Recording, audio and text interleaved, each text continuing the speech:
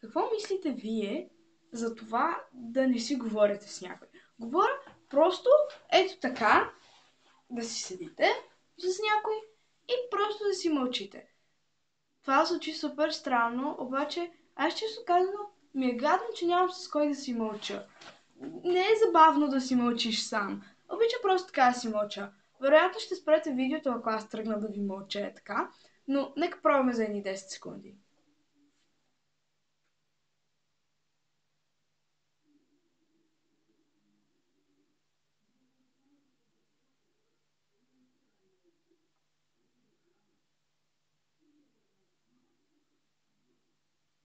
Може би изглеждам като момиче логорея,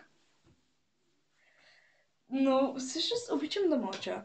Определено като малка си бях логореята, самата логорея, идвам и почвам да бълвам думи.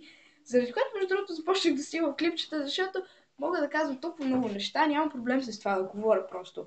Е така да се вторачвам в камерата и да си бърборкам.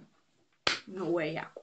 Но аз самата имам моменти, в които просто е така седя си, съзерцавам стената и си мълча. Но когато съзерцаваш някой друг, вие държите ли, издържате ли на съзерцаване? Ето на още един въпрос.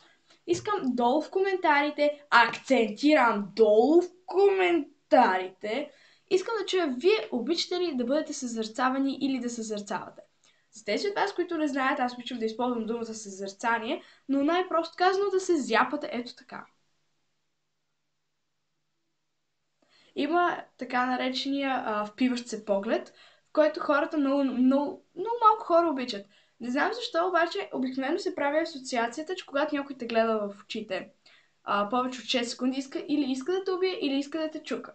Другото е, че хората смятат, че когато някой ги гледа твърде много и ги съзерцава, това означава, че ги съди. Не е приятно да знаеш, че си съден. Не е приятно, когато някой те погледне и да си каже, ти си кифа, ти си чалгарка, ти си гадна, мазна, металка. Не е приятно, когато човек те осъжда. Ти можеш да си повече от една чалгарка, можеш да си повече от една кифла. Може да си повече от металка, може да си рокаджийка. Не, някои метали са доста гадни. Нищо лично. Нищо лично.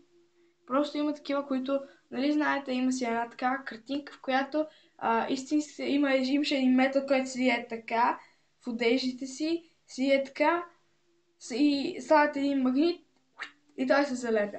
След което има един истински метал, който е застанал е така, застава един магнит, маха му всичко, той остава гол и си стои продължава така. Та, минахме мълчание и съзерцаване. И искам отново, повтарям, ще го повторя още веднъж, долу в коментарите. Ето така, виждате ли, слизате надолу. В коментарите искам да прочета, вие обичате ли да съзерцавате хората, обичате ли да мълчите, приятно ли ви е да мълчите с някой и приятно ли е ви да ви съзерцават. Друго нещо, което много често съм го чувала като нещо, което ги дрази хората или по-трудно им понася, това е казването на шеги.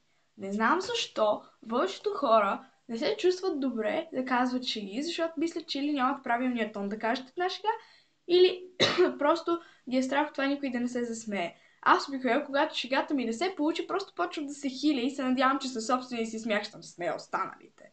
Което е много добра техника.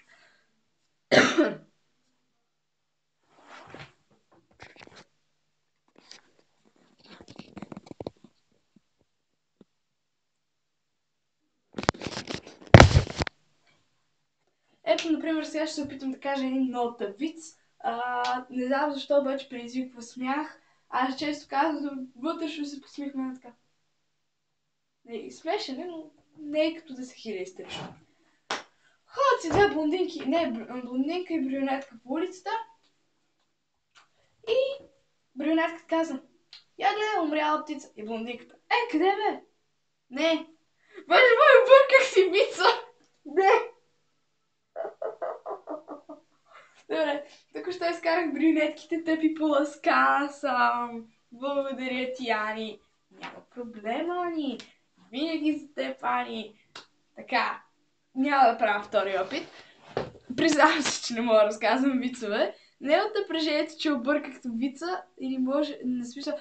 Хубавото при мен, мое лично качество, което сега ще само изтъкна, е, че на мен не ми е проблем да говоря пред камерата и да си казвам влоговете. Аз не си обработвам видеотата, което ще го кажа още веднъж, защото в първото клип съм го казвала, но ще го кажа отново. Не си обработвам клипчета, защото не знам как. И самата аз предпочитам да не ги обработвам, защото е работа. И от сега си го снимам и си го качвам и готово. И всъщност това, което ме кара да се чувства горда, е, че технически в клипчетата си аз нямам моменти на имаше само едно клипче, което наскоро си гледах, беше някакво и тя, и не знам какво, и то, и да. Малко съм мъкала и преди да предположите, не снимам едно клипче по 10 пъти. Първото ми very first видео съм го снимала някъде около 10 пъти.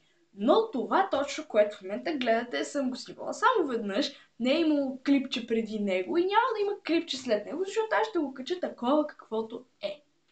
Напомням долу в коментарите, обичате ли тишината, обичате ли да се мълчите, приятно ли ви е да мълчите с някой друг, обичате ли да се зърцавате, обичате ли да ви се зърцават, можете ли да разказвате шеги, чувствате ли се притеснени, когато никой не ви се смее на шегата.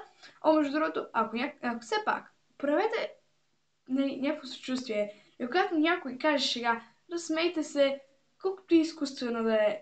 Просто се разсмейте, върши работа. Чао!